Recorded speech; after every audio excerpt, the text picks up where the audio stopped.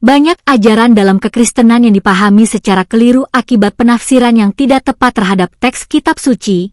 Salah satunya adalah peristiwa baptisan Yesus yang sering dianggap sebagai bukti bahwa Yesus membutuhkan penghapusan dosa seperti manusia pada umumnya, padahal jika dilihat secara konteks, peristiwa tersebut justru lebih menunjukkan simbol ketaatan dan penggenapan misi kenabian.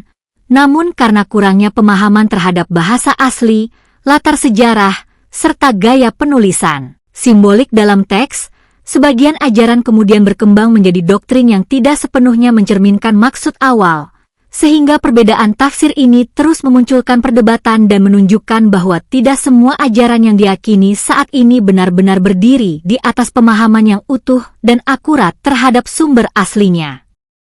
Agar Anda dapat memahaminya dengan baik, berikut ini adalah pendapat dari Notebook LM.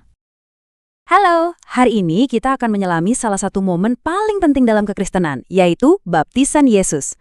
Tapi kita nggak akan lihat dari kacamata teologi biasa, kita akan coba pakai sudut pandang logika murni. Anggap saja kita ini detektif yang lagi membedah argumen dari sebuah sumber tulisan berjudul Paradoks Baptisan. Nah, ini dia nih, inti dari misteri kita. Pertanyaan ini kelihatannya simpel ya, tapi kalau kita pikirin baik-baik, di sini ada sebuah ketegangan yang luar biasa. Kenapa sosok yang diyakini sempurna, suci, tanpa dosa sama sekali, justru harus menjalani sebuah ritual yang khusus dibuat untuk para pendosa? Inilah paradoks yang akan kita bongkar bersama.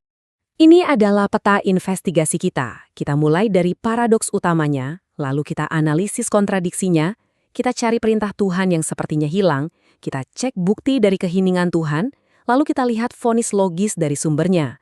Dan terakhir, ada satu pertanyaan besar untuk Anda renungkan.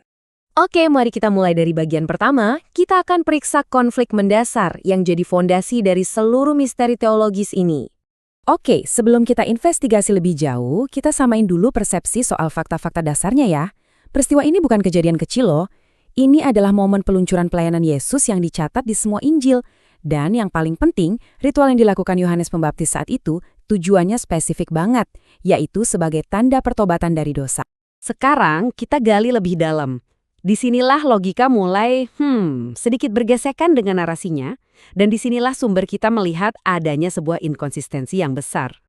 Jadi, poin krusialnya tuh gini, pada zaman itu fungsi baptisan Yohanes itu jelas sekali. Orang-orang datang, mereka mengaku dosa, terus dibaptis sebagai simbol bahwa mereka mau bertobat. Ibaratnya kayak menekan tombol reset buat orang-orang yang merasa butuh pengampunan. Nah, di slide ini kita bisa lihat banget bentrokannya. Di satu sisi, kita punya Yesus yang dalam doktrin Kristen itu esensinya adalah kesempurnaan, tanpa noda.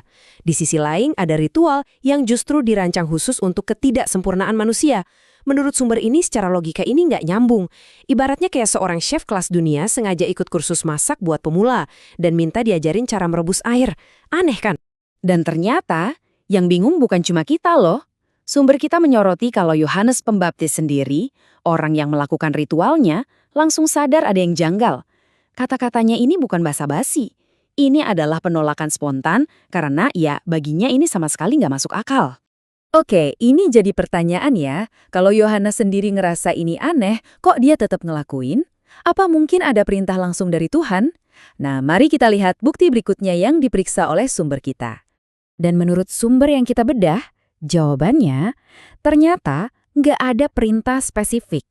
Ayat seperti di Yohanes 1:33 itu dilihat sebagai mandat yang sifatnya umum untuk membaptis bangsa Israel.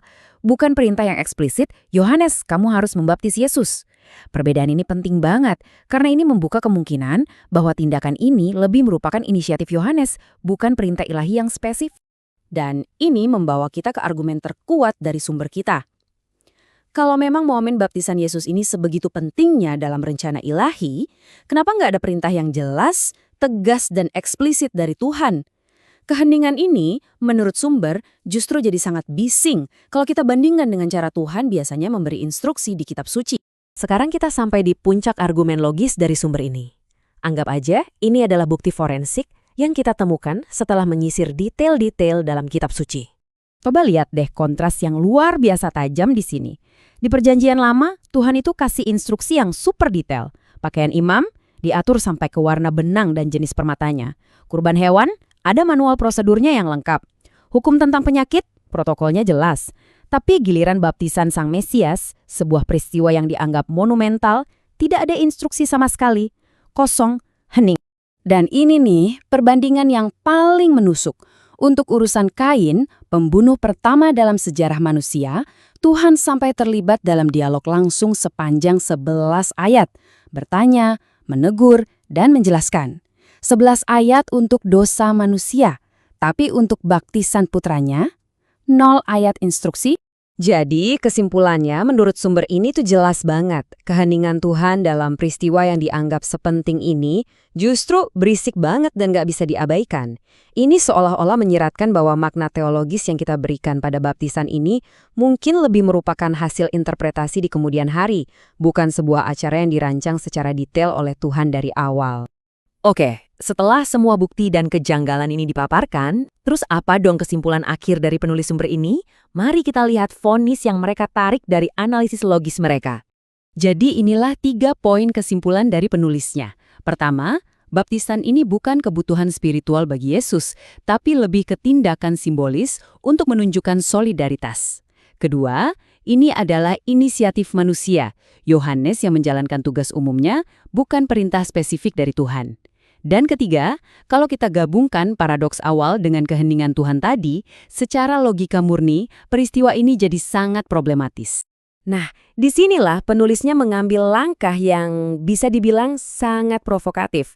Mereka berargumen bahwa inkonsistensi logis ini begitu signifikan sampai-sampai membuat kerangka keyakinan lain, seperti Islam, jadi terlihat lebih konsisten secara logika dari sudut pandang mereka. Penting banget untuk kami garis bawahi ya, ini adalah kesimpulan dari penulis materi yang kita bahas. Tugas kami di sini hanya melaporkan argumen mereka secara utuh, tanpa memihak sama sekali. Argumen sumber ini, apalagi kesimpulannya yang terakhir tadi, seolah-olah memaksa kita buat mundur sedikit dan lihat gambaran besarnya. Ini bukan lagi cuma soal satu peristiwa, tapi tentang bagaimana kita menyeimbangkan dua hal yang kadang terasa bertentangan, logika dan iman. Jadi, sebagai penutup, mari kita renungkan ini. Jadi, setelah semua analisis logis ini, pertanyaannya balik lagi ke Anda. Di mana sih batasnya? Kapan akal atau logika harus berhenti dan iman yang mengambil alih? Kapan sebuah kontradiksi logis seperti yang kita bahas hari ini berhenti menjadi sebuah masalah dan mulai kita lihat sebagai sebuah misteri ilahi? Hanya Anda yang bisa menjawabnya.